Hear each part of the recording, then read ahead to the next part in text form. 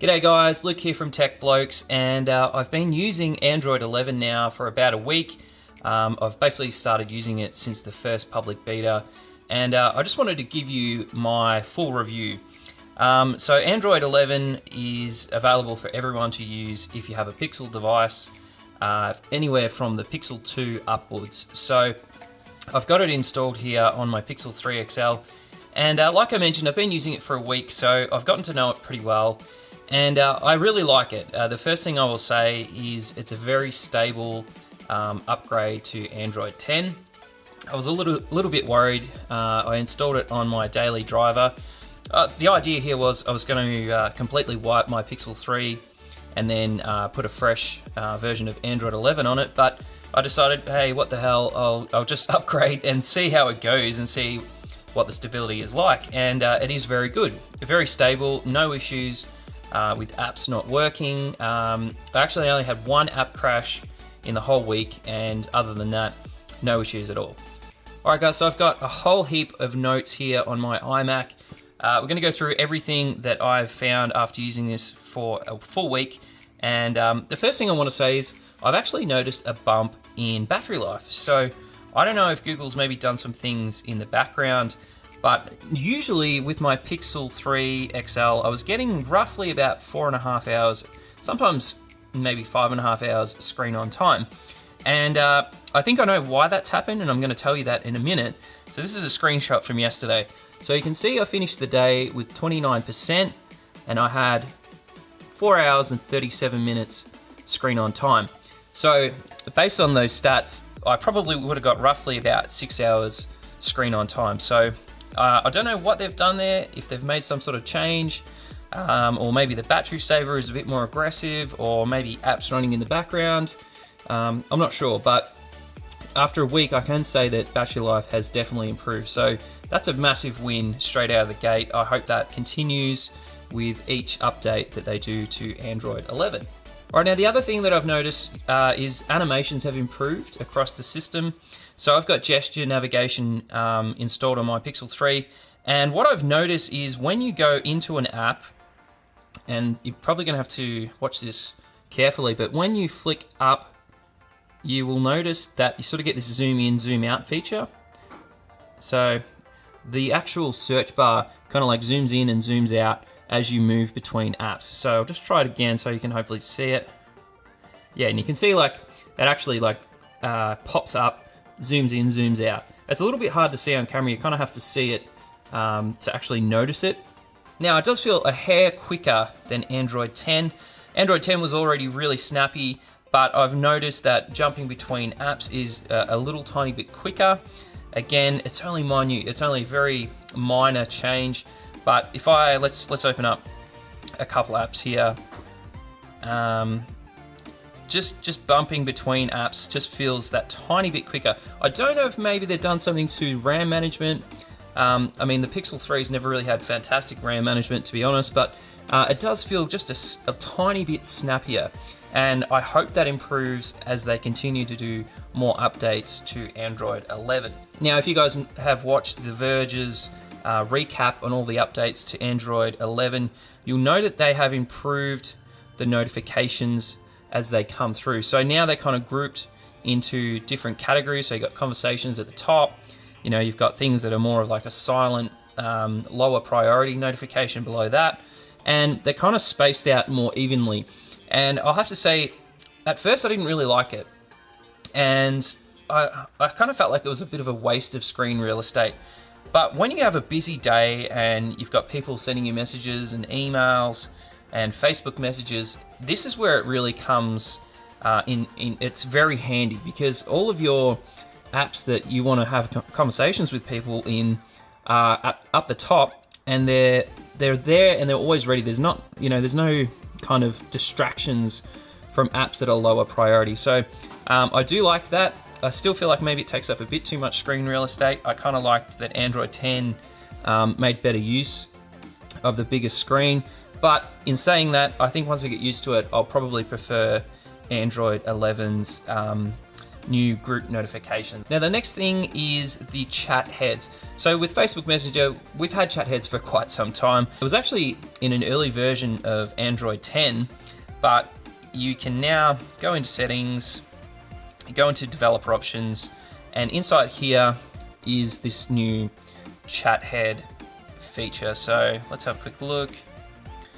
Okay, I might have to scroll through, but essentially what it does is you can have floating heads across your screen for multiple apps. So if you use, WhatsApp and you use the built-in Messenger app in Android and you've got Facebook Messenger on the go, you can have multiple floating chat heads across your screen.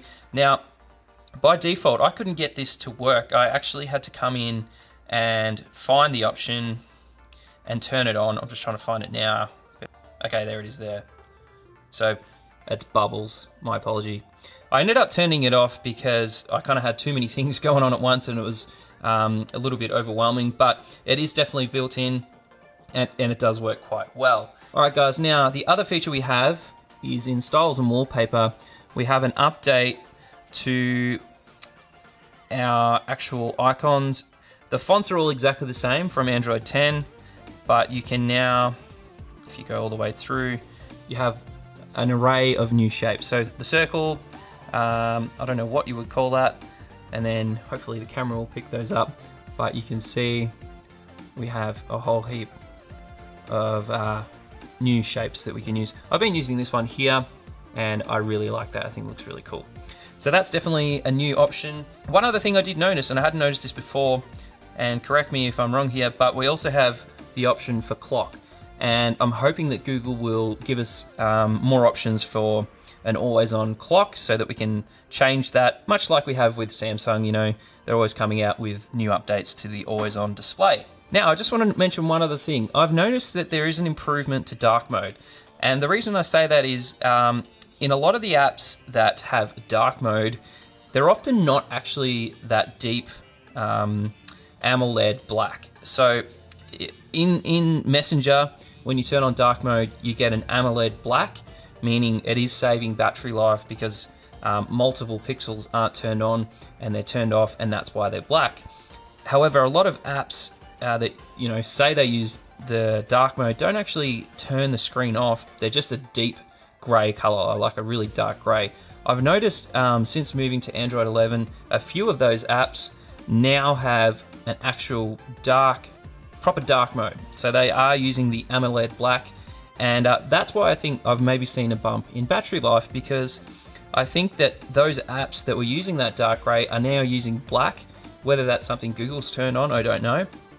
But I have noticed that they are deeper black, and it's just a little bit easier on your eyes at night time, so you don't have to look at that sort of dark gray. It is that nice deep black. So there are all the things I like about Android 11 or Android R, not sure what they're going to call it yet, and there are a few things I don't like, and I just want to run you through those quickly. So the first one is I still haven't been able to get the screen recorder working. When I go up here, you can see that's where it should be. It should be in the notification tray. It's just not there. It is definitely an option, even from Android 10.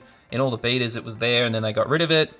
I don't know if they're going to bring it with Android 11 or not. I really hope they do, because it's definitely something a lot of other Android manufacturers have just built in. Samsung's got it now, and it's something that you use all the time, so I really hope Google do eventually bake it into the software. I think by not having it, they are losing out. Now, you might have seen screenshots where people have got widgets and like a smaller music player in their notification tray. Now, I couldn't get that to work, and I think that's because I went straight from Android 10 and kept everything in place and went straight to Android 11. I think if I did a clean install, I would have the option to have those smaller music player widgets in the notification tray, but at the moment I don't have them. That being said, they now have moved where the music player sits in the notification tray, and it's actually a bit easier to use, so I do like that. You might have noticed as I was flicking between apps, when you scroll up, let's open an app.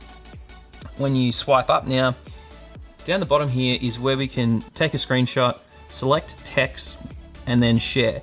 Now this is really cool. I like that they've done that, but there's a massive con, and it's really annoying. And that is, you can no longer take a screenshot when you've got the notification tray pulled down or when you're at the lock screen.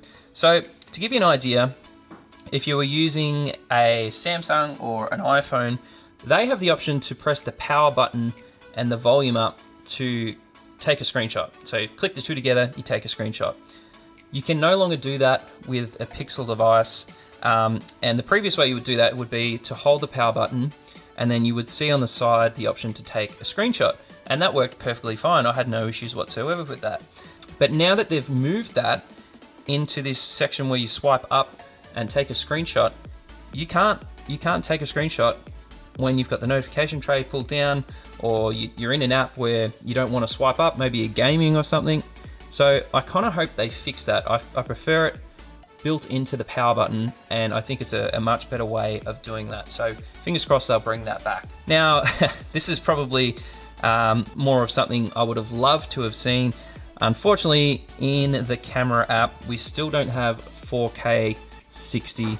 And the reason I say that is all the other phones that came out with the 865 chip had the ability to do 4K 60, but you know, it's not here. So I don't think we'll see that anytime on Pixel devices. So other than that, I really like Android 11. I think they're doing a really great job, very stable. We should see the full version come out with the new Pixel, which normally comes out around October. And maybe we'll see it on the Pixel 4a when that finally gets released.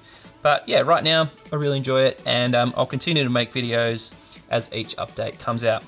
Alright guys, I hope you liked the video. Make sure you smash the like and subscribe button. Now just one other thing before you go, I am doing a giveaway once we hit 1,500 subs. We are really close now. I think I'm only like 20 subs away. And I just want to say massive thank you to everyone that comments and you know, has helped my channel grow. I've got about $150 worth of stuff, all tech stuff to give away. So I'll let you know how to get into that competition once we hit 1,500 subs. Other than that, thank you so much. I'll see you soon. Cheers.